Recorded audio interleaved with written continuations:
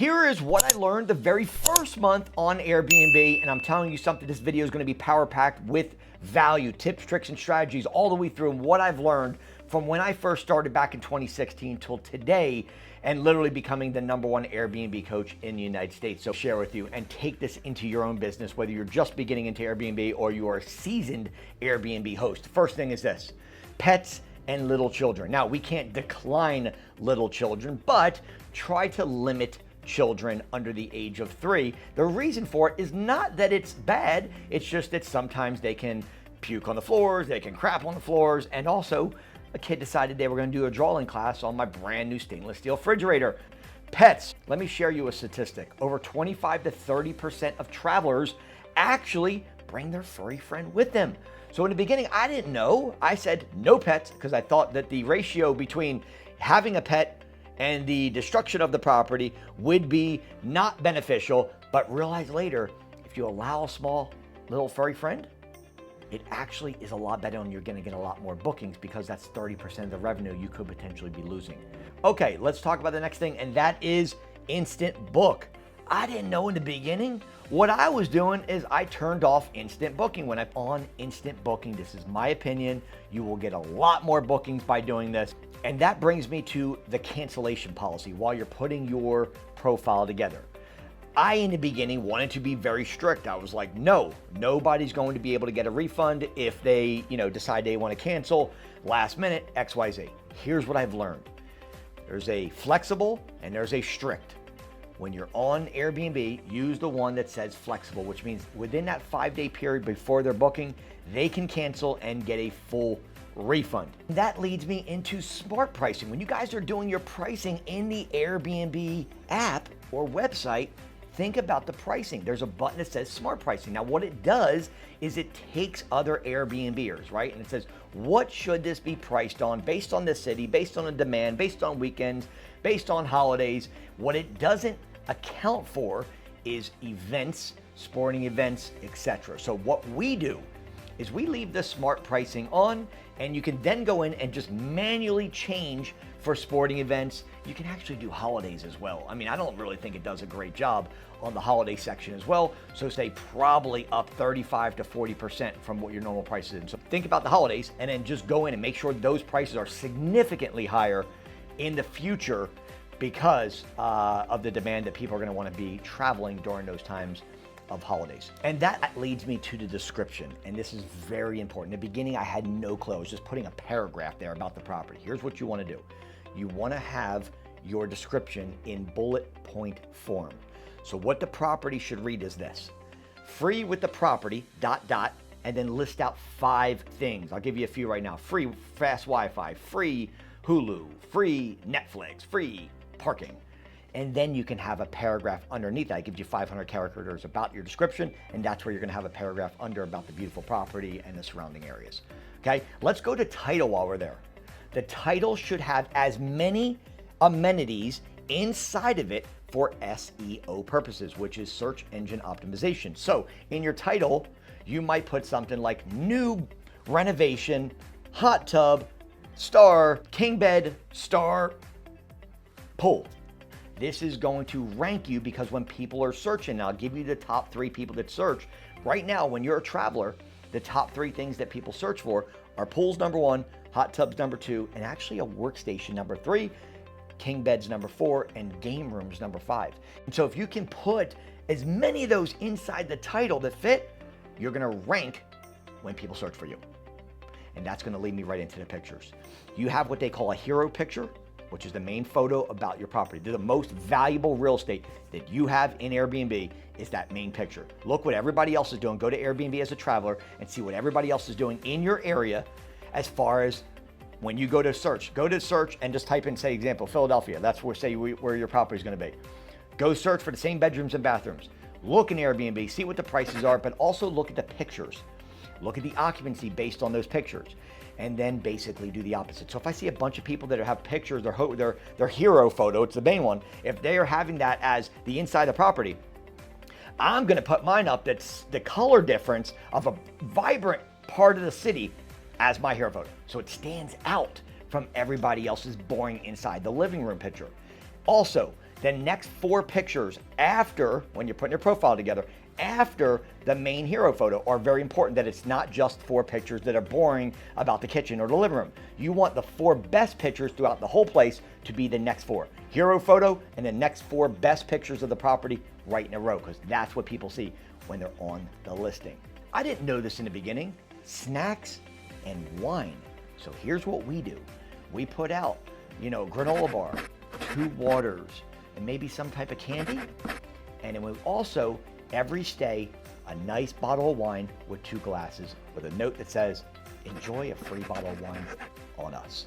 And I will tell you something, it goes a long way when you do certain things like that to get 5-star reviews. The name of this game is to rank high on the first page of Airbnb. And one way to do that is get a bunch of 5-star reviews.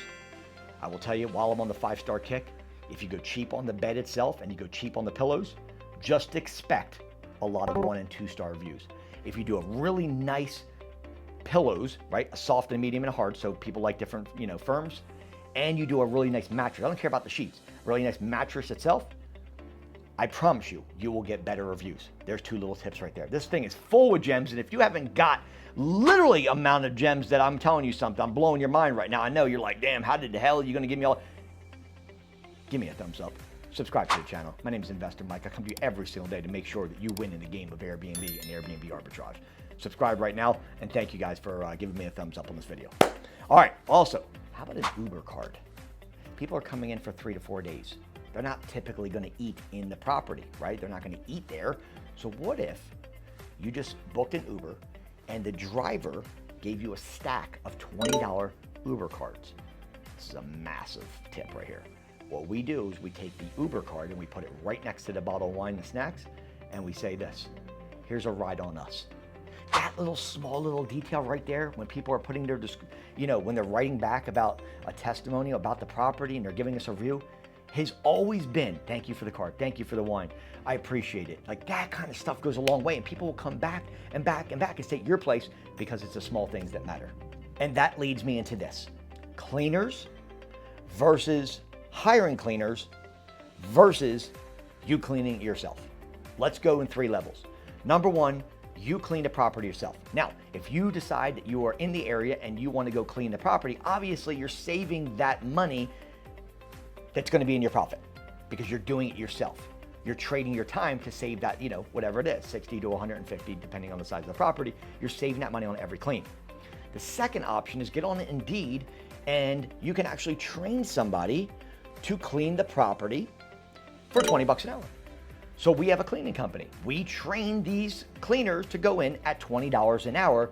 And so where normally, which is step 3, where you're gonna hire a company to do it, they're gonna be 2 to 3 times the price. So if it's a 3-bedroom, 2-bath, they might be 200 bucks, 175 to 200 bucks. Whereas if you have somebody that you hired yourself at 20 bucks an hour, that same 3-hour clean is only 60 bucks versus 160 bucks. Now you've saved $100 on every clean, and let's say you have 6 to 7 cleans, that's $600 to $700 extra that could go in your pocket versus somebody else's. You ever hear that statement before? We leave the lights on? The reason for that is because when people come into your Airbnb, they want to know that it's bright, airy, and light. Turn the lights all on if they're going to be there. Tell your cleaners, put the lights on, make it homely, not so somebody's got to come in and flip all the lights and it's all dark and hot instead. No. Put the room temperature on 72, turn all the lights on, and make sure that your hot tub is hot. Number 1, most landlords, and I teach arbitrage, whether you're buying the property or you're renting the property from a landlord and getting their permission, most landlords have no problem with you putting a hot tub in the backyard. And so, listen to this. You can go to Costco's, BJ's, Amazon, and you can get these hot tubs for $500. They plug in just like a hairdryer. Now let me tell you what this does. The average that you can increase your rate per night is somewhere between $25 and $40 just by having a hot tub. For example, if you had a 70% occupancy, it would pay itself off in the very first month. In my opinion, it is the best investment that you will ever make in an Airbnb. Okay, and this leads me to the last thing, which is the money. And for educational purposes only, because everybody's background and situation is different, I don't make income claims on everybody making a certain amount of money, but I'm gonna give you the breakdown so you understand how cash on cash works. This is just for illustration purposes and only for that reason, okay? If you rent a place for $2,000 a month, let's say this is a rental property, landlord's looking for $2,000 per month, we're gonna sign a 2-year lease with them. Not 1, 2. So let's just use that example right there where it's $2,000. Okay, now if you're gonna rent the place for $2,000, then what we wanna do is we wanna factor in how much we're gonna charge per night. So let's, for this illustration, say that the rental price is $200 per night, okay? 2,000 rental, and we're gonna charge $200 a night for someone to stay because we have our hot tub in there. $200 per night. Now, what if you just got an occupancy of 70%? What that basically means is how much of the month was occupied and actually booked out, okay? Our properties now, like in the beginning, they were not. They were in the 30s and 40%. Now we're sitting 75, 80%, 90%, right now actually 90%, but we stay all year long, very, very occupied. If it's $2,000 a month and you're renting it for one night at 200 and 70% of the month is booked, which is 21 days, you take your 21 days and you multiply that times the daily rate because you're only renting for 21 out of 30 days, that's 70%. 200 times 21 is $4,200. Now follow me on this. 4,200 came in minus your rent of 2,000 that the landlord needed to be paid, minus about $200 for utilities and cable, and maybe a few snacks. That would leave in this example about $1,800 to $2,000 profit. Rinse and repeat. Go get another rental, do the same thing, another rental, do the same thing, and that's why arbitrage is extremely scalable because we don't have to go to banks, has nothing to do with your credit score, has nothing to do with your experience, has nothing to do with how long you've been working in Airbnb, has nothing to do with how many Airbnbs you have, or even if you don't have a whole lot of time. This is what I teach. This, my friends, is everything you need right there, what I just shared with you, to really have a gauge of not only how to put your profile together, but some of the inside tips that we do. We put these easel mirrors, the ones where ladies sit down and the mirror could be picked up and moved around so they can put their makeup on anywhere. We're gonna put green plants in all the bedrooms because green makes people happy. So you got a bright area. There's about 5 or 6 pillows that go on every bed that are gonna be colorful. You're gonna do an accent wall behind the master bed, and that brings me to a king bed because you want 1 king bed per 3 rooms. And that leaves me with that accent wall with being a pastel color that goes behind the master so it separates into pictures. Listen guys, it's very important that this is a hospitality business and you run it the right way. My job is to give you all the information so that you can effectively go out and start doing this on your own.